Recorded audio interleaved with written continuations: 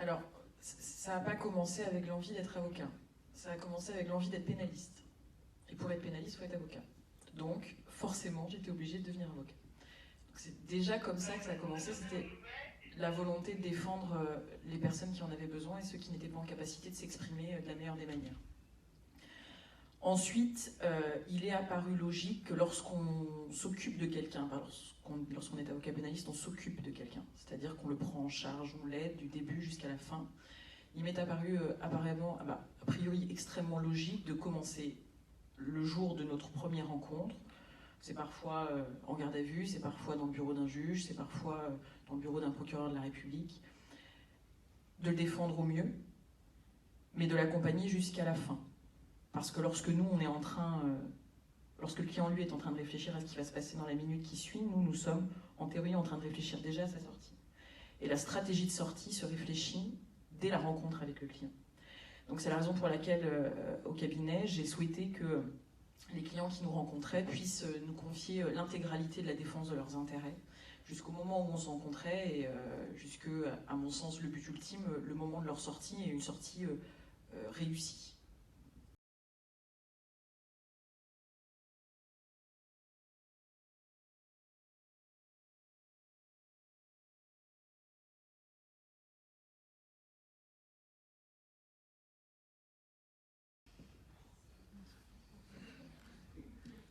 Oui, oui, je pense qu'il faudrait du temps. Alors, le sens de la peine, en tout cas, tel que le code le décrit, il y a d'un côté l'intérêt de la société, puis de l'autre côté la punition.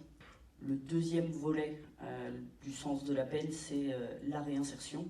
Et à mes yeux, ça ne devrait être que ça, ou en tout cas quasiment que ça.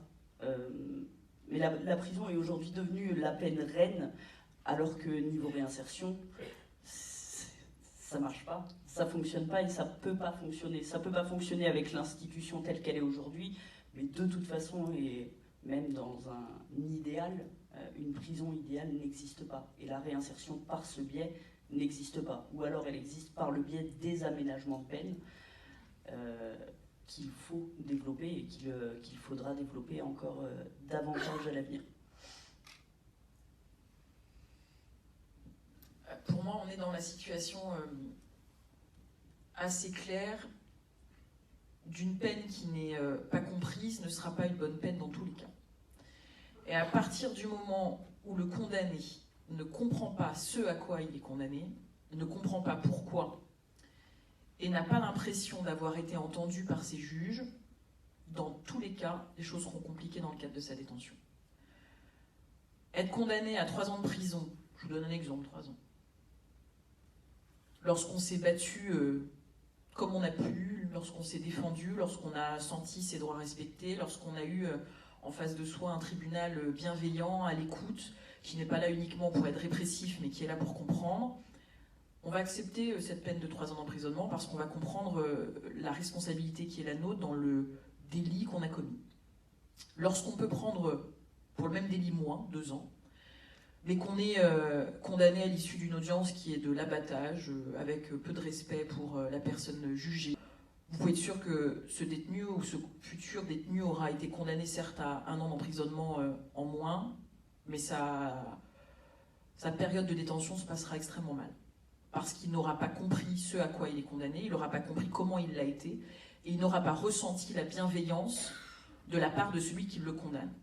Alors vous allez me dire que c'est assez paradoxal d'être condamné à une peine bienveillante, mais si, on peut être condamné à une peine bienveillante. On peut être condamné par quelqu'un qui vous explique ce que vous avez fait, la raison pour laquelle il faut que ce que vous avez fait soit puni, et la manière dont cela doit être puni en fonction de qui vous êtes. Si ce prévenu-là comprend que son juge a conscience de qui il est et le respecte, c'est une peine bienveillante qui sera prononcée. Et lorsqu'un prévenu, futur détenu, rend compte de la bienveillance, généralement, il en ressort que quelque chose de positif. C'est un cercle vertueux. Et c'est généralement de cette manière-là que la peine prend tout son sens. S'il n'y a pas ce travail de pédagogie, de compréhension et de considération du prévenu comme l'être humain qu'il est, il n'y a aucune compréhension de la peine, il n'y a aucune issue favorable possible, et le taux de récidive, je vous laisse imaginer ce que ça peut donner par la suite.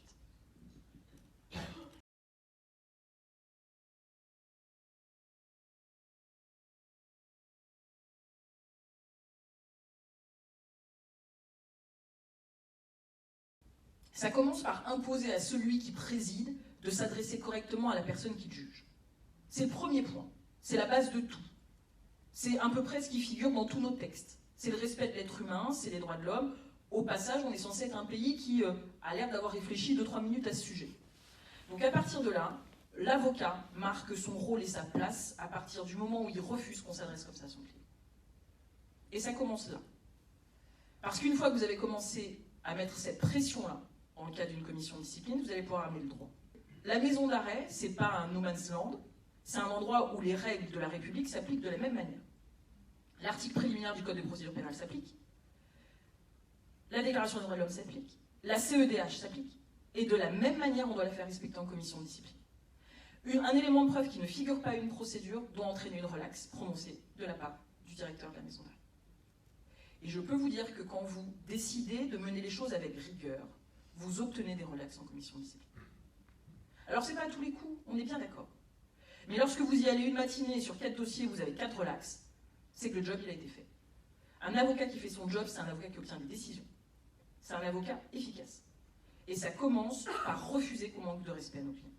C'est la base. Et c'est exactement le titre de ce documentaire. Le droit d'avoir le droit, ça commence par le droit d'être respecté. Et si l'avocat qui est le seul à avoir le droit à la parole dans cet endroit-là ne fait pas respecter ce droit primordial, on est coincé.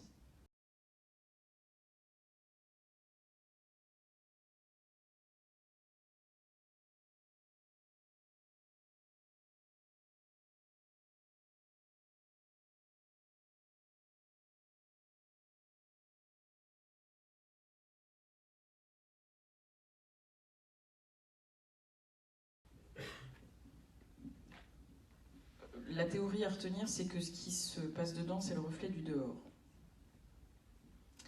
Et que le peu d'empathie dont les gens à l'extérieur sont capables de faire preuve, ils ne vont pas la tourner vers les détenus, le peu qui leur reste. Dans le déménagement, Madame Richard, vous aviez montré la chose essentielle, c'est-à-dire qu'on essayait de repousser très loin les détenus pour éviter de les voir. Ça arrange tout le monde de ne pas voir les détenus. Parce que ça confronte tout le monde à la part de sombre et la part d'ombre qu'il y a chez chacun des êtres humains.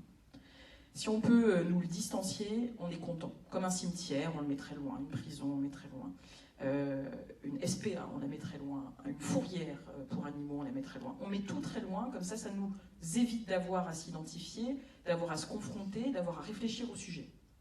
Et le déménagement, c'était ça. À mon sens, c'est ce que moi j'en ai compris, c'est-à-dire la volonté d'un État de repousser ses détenus pour que personne n'aille y réfléchir. Partant de ce postulat-là, vous imaginez bien que la personne qui n'a pas envie de voir le détenu n'a pas envie qu'il ait des droits. Pourquoi il aurait des droits? On n'a déjà même pas envie de le voir, on préférait qu'il soit dans un placard, qu'il n'ait pas de tête, qu'il soit flouté. Pourquoi voulez-vous lui donner des droits? N'oubliez pas que déjà le Club Med, la prison, c'est le Club Med, qu'ils ont une télé, qu'ils ont une console, on va quand même pas en plus leur donner des droits. C'est finalement une espèce une pensée étriquée, raccourcie, de personnes qui a priori n'ont pas une once de bienveillance pour leurs congénères et qui s'arrangent très bien avec tout ça. Ils ne veulent pas donner de droit à des détenus, mais ils ne voudront pas donner de droit à d'autres personnes différentes d'eux, à une personne d'origine étrangère, à un immigré, à un handicapé. Non, c'est de manière globale qu'ils ne donneront pas de droit à d'autres êtres humains qui ne sont pas comme eux. C'est tout simplement ça, à mon sens. C'est exactement ce que la majorité des gens pensent de la prison. Il y a un petit détail, c'est qu'ils n'ont jamais mis un orteil là-bas non plus. Peut-être qu'ils changeraient d'avis s'ils y passaient un instant.